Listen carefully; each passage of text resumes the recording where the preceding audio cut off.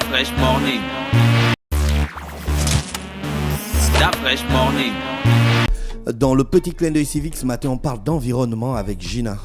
Oui, on parle d'environnement parce que, comme vous devez certainement le savoir, le 5 juin, donc c'était samedi, c'était la journée mondiale de l'environnement. Et bien entendu, elle a été amplement célébrée au Gabon. Vous avez pu voir ci et là des manifestations et puis aussi des communications.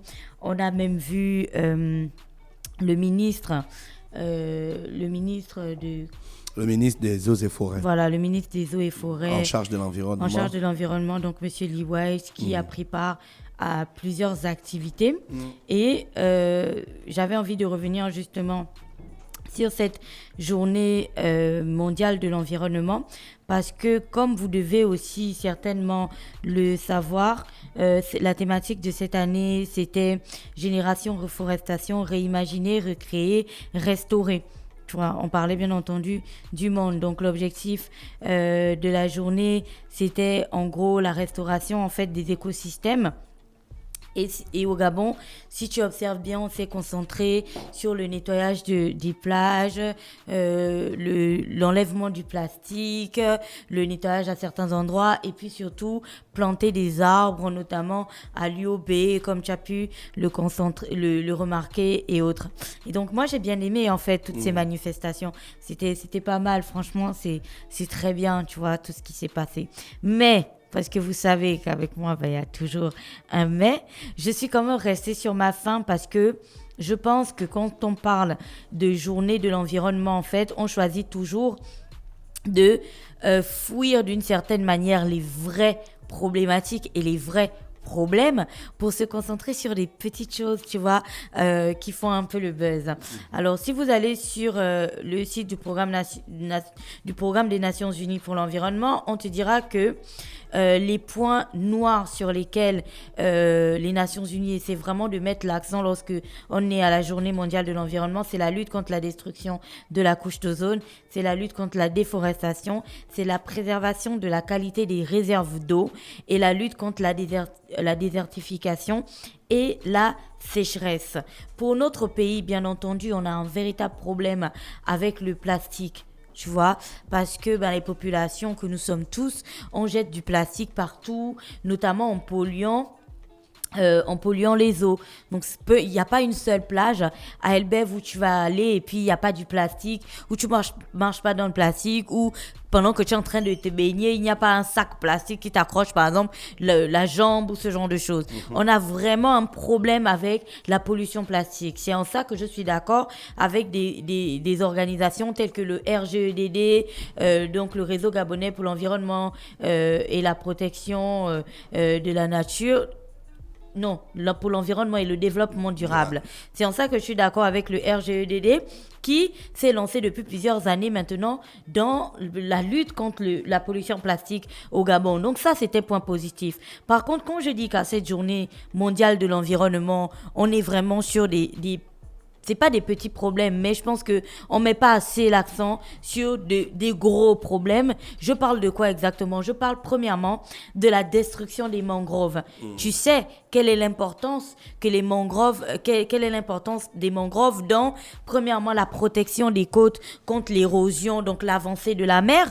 Deuxièmement, l'importance des mangroves dans la reproduction des petits poissons et tout, et donc comment dire, donc tout simplement la reproduction des poissons. Tu sais aussi l'importance que les poissons ont dans la vie des populations, aussi bien pour le commerce, mais aussi pour l'alimentation au quotidien. C'est pour ça que lorsqu'on parle des différentes opérations Albacor et autres qui se sont faites au large des côtes, tu comprends que c'est très important en fait de protéger les espaces de reproduction de ces poissons-là. Et tu sais aussi que c'est des abris pour des espèces telles que les tortues, et bref, tout ce genre de choses. Sauf qu'aujourd'hui, dans notre pays, avec l'avancée de l'urbanisation et puis surtout ce besoin continuel d'habiter en ville, tu vois, à Libreville et autres, les espaces de construction s'étendent et s'étendent de plus belle en fait et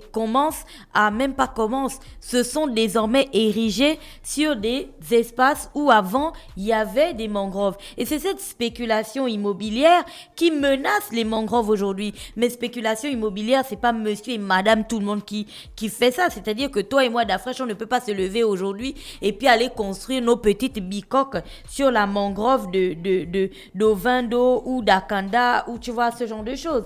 On est vraiment en train de parler de personnes qui ont de gros moyens, tu vois, et qui ont la possibilité de faire ce genre de choses, mais qui ne sont pas inquiétés plus que ça. Je rappelle à tout le monde que dernièrement, il y avait vraiment énormément de problèmes sur la toile où tu avais des ONG qui sont montées au créneau, notamment Brain Forest et autres, et qui mettaient des vidéos qui montraient à quel point des mangroves étaient rasées dans la zone d'Akanda avec des panneaux marqués ce terrain appartient à X, Y, Z.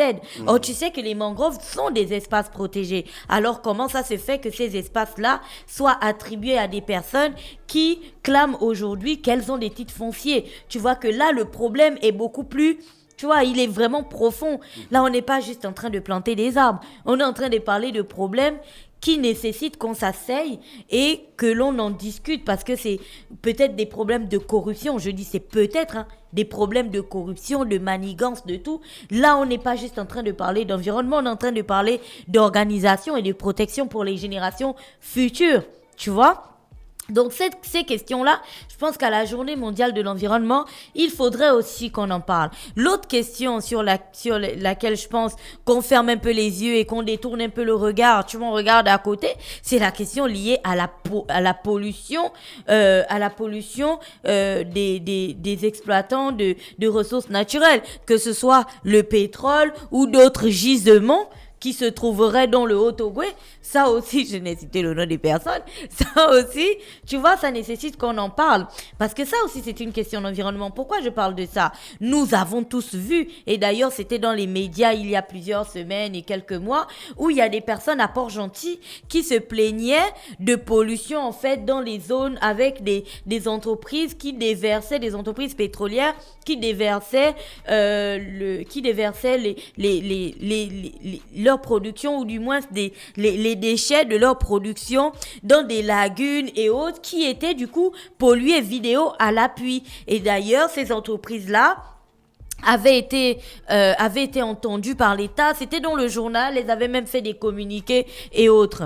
Et plus récemment, on a aussi vu sur les réseaux sociaux, toujours dans pas toujours dans la zone du Haut-Ogooué cette fois-ci, où il y a des populations qui se plaignaient que certaines entreprises, du fait de leur exploitation, déversaient des acides ou pas. Vrai ou pas vrai, ces questions-là nécessitent en fait que l'on éclaircisse la situation et que l'on en discute. Pourquoi je dis qu'on éclaircisse la situation et qu'on en discute durant la journée mondiale de l'environnement? Parce que tu as déjà vu à la télévision en Europe, par exemple, le simple fait que l'État décide, par exemple, d'aller implanter une éolienne dans une zone, mais ça devient un problème national. Les populations de cette zone-là vont te faire des manifestations, des trucs, parce que il va falloir expliquer pourquoi vous posez cette éolienne-là et quel va être l'effet environnementale de l'éolienne. Quand on sait que les éoliennes, tu vois, c'est l'énergie renouvelable et tout ça, ce sont des gros trucs qui brassent du vent, mais elles vont te dire que le bruit de l'éolienne, enfin tous ces trucs-là, et elles ont besoin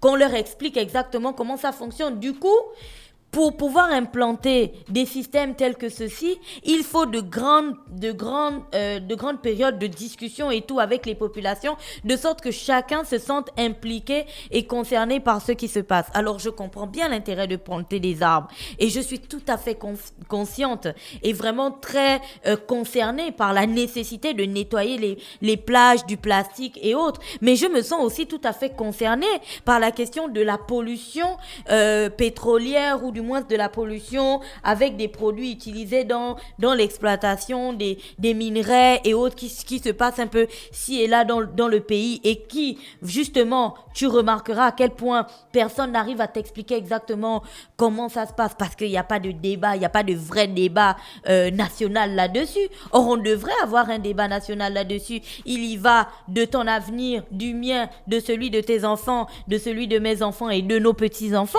Et je me sens tout aussi concernés par l'avenir des mangroves. Parce que je pense que des individus ne peuvent pas décider, en fait, de l'avenir d'autres individus, donc que nous sommes, du simple fait qu'ils auraient envie de profiter d'un petit verre à leur terrasse, et tout ceci en détruisant au passage une bonne partie de la mangrove où les poissons que nous tous nous consommons vont se reproduire. Et ça, ce serait par exemple du fait que quelqu'un ait décidé de leur glisser un titre foncier quelque part vers 18h ou 21h dans une pièce un peu sombre autour d'un whisky. Ça, ce n'est pas normal, tu vois. Et donc à la journée mondiale de l'environnement, on devrait aussi parler de ces questions-là. On devrait avoir un débat national autour de ces questions. On devrait pouvoir savoir exactement ce qui se passe et ne pas juste avoir des vidéos buzz sur les réseaux sociaux qui, après, voilà, la thématique s'éteint comme si de rien n'était. Or, dans 15, 20, 30 ans,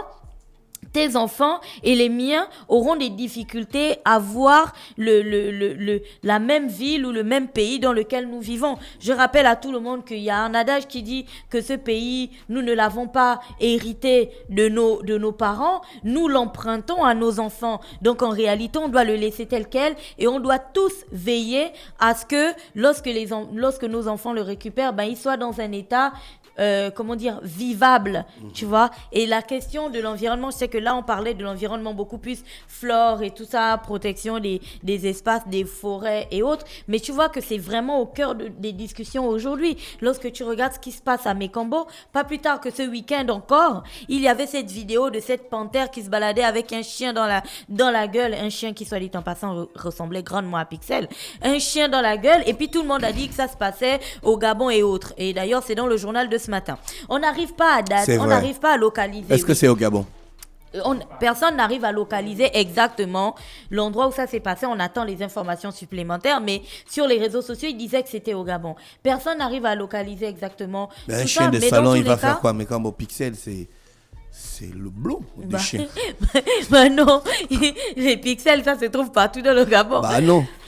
Ça se trouve partout au Gabon. Donc, le point le plus important aujourd'hui, je pense, c'est vraiment de permettre aux Gabonais de mieux comprendre l'intérêt de la protection ou de la préservation de l'environnement, tout en permettant à ces mêmes Gabonais-là aussi de pouvoir vivre pleinement, en fait, leur vie sans avoir l'impression de se sentir lésés. Voilà, c'était tout pour aujourd'hui. Merci Gina qui revenait dans le petit clin de Civic sur la protection de l'environnement. Restez connectés sur les 104.5 Urban FM, la station urbaine. On se retrouve dans quelques minutes. Stop Fresh Morning.